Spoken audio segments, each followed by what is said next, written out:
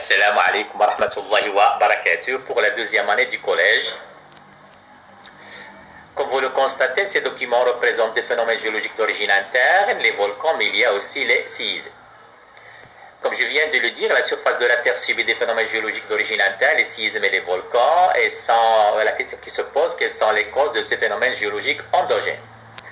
On va commencer par notre premier chapitre, la tectonique des plaques. Notre première leçon, ça sera la dérive des continents. Activité 1 nous demande de définir la dérive des continents. On se demande c'est quoi la dérive des continents. Il s'agit d'une théorie proposée par M. Alfred Wegener qui dit que les continents autrefois constituaient un seul mégacontinent appelé la Pangée. Comme je viens de le dire, donc il y a environ 225 millions d'années, les continents constituaient un seul mégacontinent, comme vous le constatez, appelé la Pangée.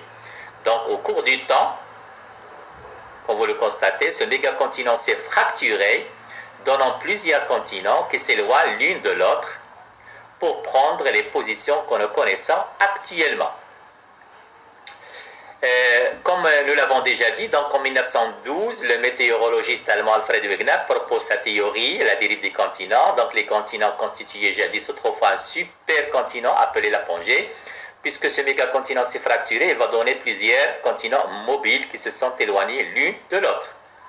La question qui se pose, quels sont les arguments avancés par M. Alfred Wegener pour prouver sa théorie? Donc on va découvrir ces arguments. On va passer à notre activité 2, comparer géométriquement les côtes ouest de l'Afrique et les côtes est de l'Amérique du Sud. Donc les images satellitaires, comme vous le voyez, nous permettent l'observation précise des limites des continents ainsi que leur répartition géographique.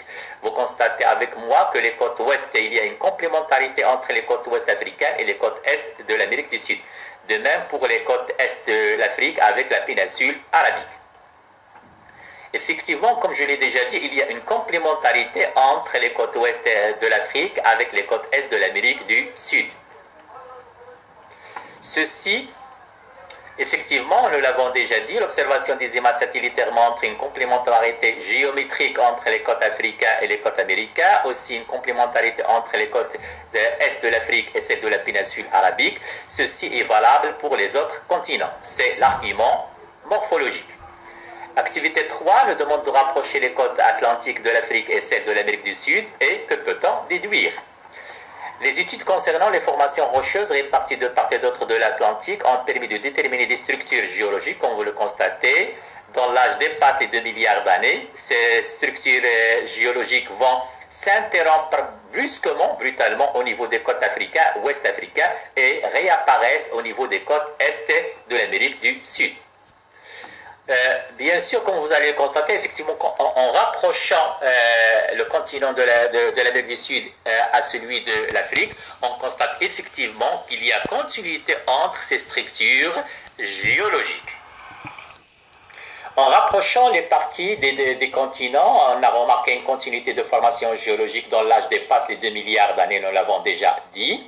Donc ceci constitue ce qu'on appelle l'argument pétrographique, qu'on appelle aussi l'argument géologique. Activité 4, décrire la répartition plutôt des 4 espèces de fossiles au niveau des continents.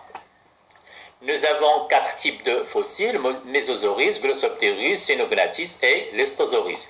Donc diverses études paléontologiques ont permis de découvrir sur les continents actuels des fossiles de plantes et d'animaux terrestres datant d'environ 240 à 260 millions d'années. On les retrouve sur le continent de l'Amérique du Sud, sur le continent africain, sur l'Inde, l'Australie et l'Antarctique. Effectivement, nous l'avons déjà dit, nous avons trouvé ces fossiles sur les différents continents actuels. C'est notre reptile herbivore, il vivait sur le continent africain, indien et sur l'Antarctique. Comme nous l'avons très bien montré, chacune des 4 espèces de fossiles continentales a été découverte sur plusieurs continents séparés par des milieux océaniques. Donc, ceci constitue l'argument paléontologique. Notre activité 5, les données présentées ci-dessus, est-ce qu'ils confirment-elles l'hypothèse avancée par M. Alfred Wegener?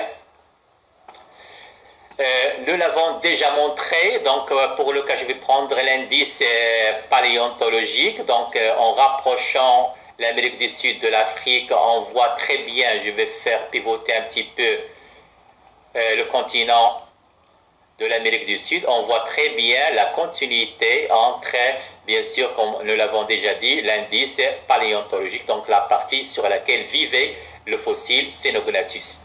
Pour le cas de l'Estosaurus, on voit qu'il vivait sur l'Inde, on le retrouve sur l'Inde et sur l'Afrique. Donc je vais rapprocher l'Inde de l'Afrique.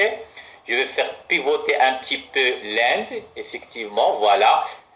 On voit très bien une continuité sur la partie géographique sur laquelle on retrouve ce fossile-là, c'est-à-dire l'Estosaurus. De même pour les autres, je vais passer à deuxième indice, l'indice géologique, comme on le voit très bien. Il y a une continuité, je vais faire pivoter un petit peu l'Afrique.